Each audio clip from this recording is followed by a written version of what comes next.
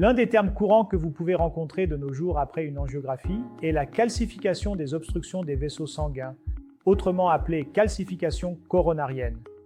C'est relativement fréquent, en particulier chez les patients atteints de diabète de longue date. Jusqu'à il y a quelques années, les patients présentant une calcification coronaire étaient considérés comme le talon d'Achille de l'angioplastie coronaire. Essentiellement, ces patients se voyaient refuser l'angioplastie coronaire et étaient orientés vers un pontage car il n'existait aucun dispositif pour ouvrir ces dépôts de calcium.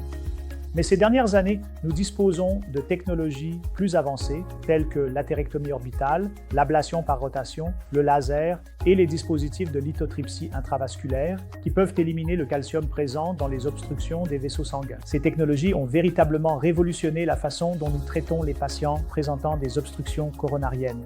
Donc, si vous avez des patients présentant des obstructions coronariennes sévères et à qui l'on propose un pontage, il est toujours possible d'obtenir un second avis car nous pourrions être en mesure de proposer un traitement sous forme d'angioplastie et de pose de stent.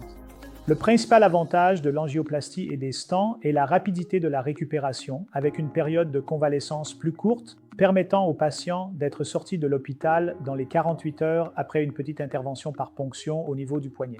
Ainsi, la calcification coronaire n'est plus considérée comme un facteur de risque significatif pour l'angioplastie avec stent dans 100% des cas.